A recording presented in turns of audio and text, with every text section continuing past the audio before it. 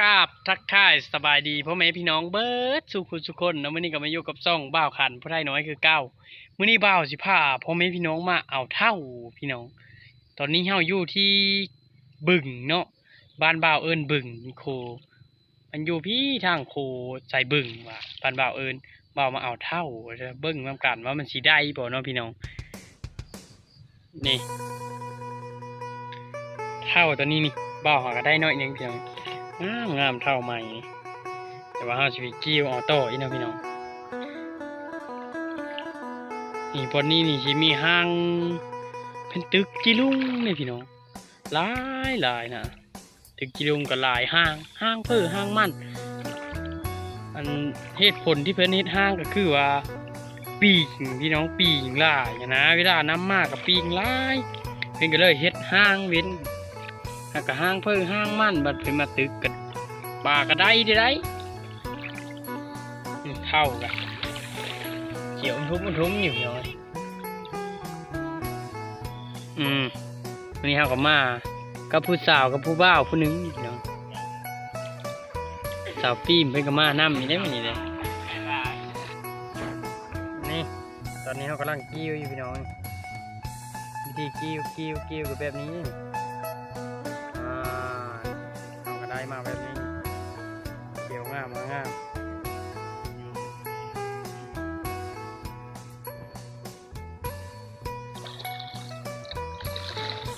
งามขนาดนี้เกี่ยวคากคนนะพี่น้อง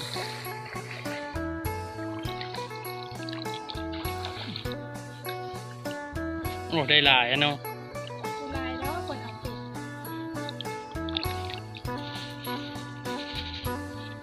เห็นเลยนั่นนะปิ่งเจ้าหรือเปล่า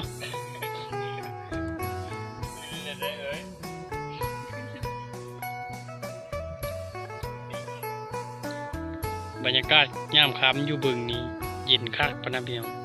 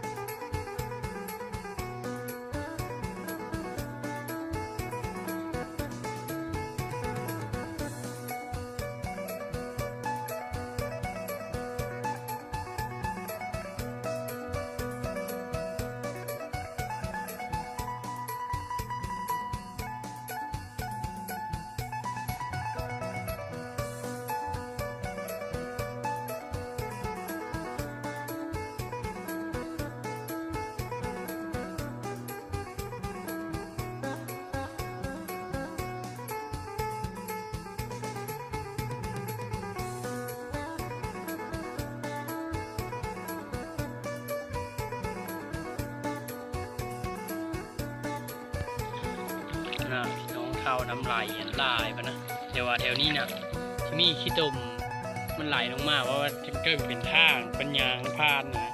มันก็เลยมีแต่ขี้ดินติดทั้งนี้แถวนี้ก็น่าเขียวครับ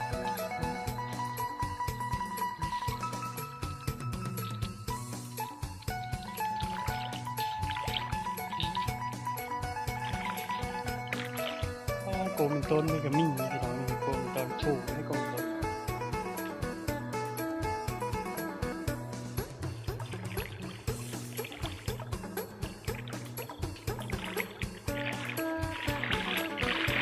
ปลากระลายได้อยู่บึกเลย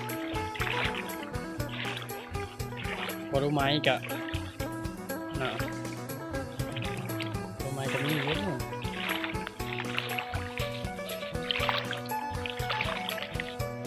พักกี่ยีนก็มีพี่น้องพักกี่ยีนหรือพักหนูยีนกี่ยีนหรือหนูยีนไปกินกับเก่งมากๆนี่เนาะนี่ครับอันนี้เขาเอิ้นชื่อมาเลยกี่ยีนหรือว่าลือว่า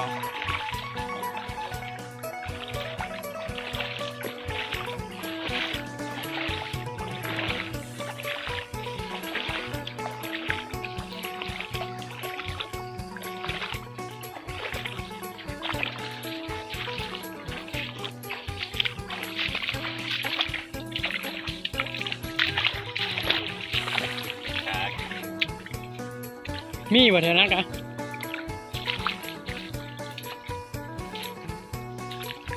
เชื่อดิครับเนาะ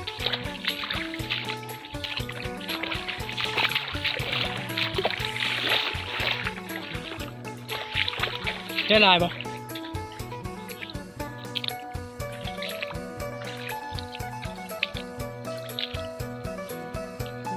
มีลายอยู่เด้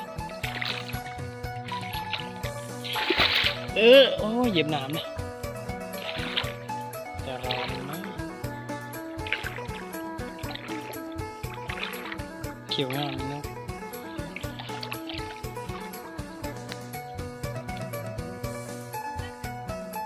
การจบเพียงเท่านี้นะพี่น้องเอามาเอาเท่านี่กันเท่าก็ได้หลายเติมพอกินนี่เอาไปเลยมาคลิปนี้กับฝากกดไลค์กดแชร์กดติดตามเป็นกำลังใจให้บ้างคลิปต่อไปนะพี่น้องขอขอบใจพี่น้อง